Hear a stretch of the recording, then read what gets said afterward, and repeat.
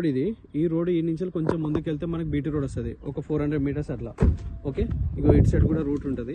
ఇది వేరే వేరే దగ్గరికి పోవడానికి ఇది రూట్, కెనాల్ రూట్. ఇది కెనాల్ ఆనుకొని కెనాల్కి ఫస్ట్ రూట్, కెనాల్ బిట్ ఈ నుంచి వెళ్ళి మనకి ఒక 400 మీటర్స్ ఉంటుంది. కాకపోతే మనకి విలేజ్ కూడా వస్తుంది రూట్ అన్నట్టు. కెనాల్ రూట్ ఆనుకొని ఇది first bit. Okay, left side కడీలు కనిపిస్తున్నాయి కదా, ఈ కడీల నుండి ఎదురుగా అక్కడ కనిపిస్తుంది కదా చెట్టు అవతల దాకా, ఆ వేప చెట్టు నుండి చల్లి ఇదంతా కొంచెం చెట్లు కొంచెం సాఫ్ చేస్తున్నారు ఇప్పుడిప్పుడే. ఓకే, ఇక కార్ మరుగుతుంది కదా, ఇది రోడ్డు, ఇటు రోడ్డు 2 సైడ్ రోడ్ ఉంటుంది. ఓకే, ఇది ప్రాపర్టీ మనకి. ఇక్కడ నుండి చల్లి మనకి మొత్తం మీద 6 ఎకరాల బిట్టు. ఈ నుంచి ఎదురుగా కడీలు డెడ్ అని కనిపిస్తుంది కదా వేప చెట్టు, ఆ వేప చెట్టు ఎదురుగా కొంచెం మా పైన చిన్న స్టోన్స్ ఉంటాయి. అక్కడ రైట్ సైడ్ అది కనిపిస్తుంది కదా, సాఫ్ చేసింది అదంతా ల్యాండ్.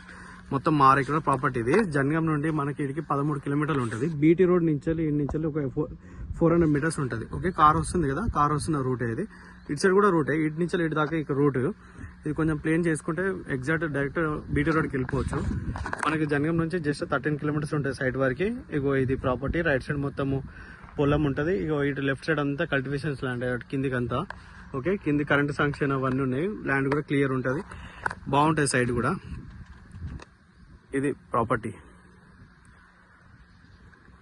రెడ్ సైల్ మొత్తం రెడ్ సైల్ ఉంటుంది, రోడ్ ఫేసింగ్ తోటి ఉంటుంది, కెనాల్ రోడ్ ఫేసింగ్ ఉంటుంది, ఎదురుగా ఆర్దకు వస్తుంది. ఓకే, నేషనల్ హైవే నుండి వీడికి ఎగ్జాక్ట్లీ మనకు ఒక 14 కిలోమీటర్స్ ఉంటుంది సైడ్ వరకు.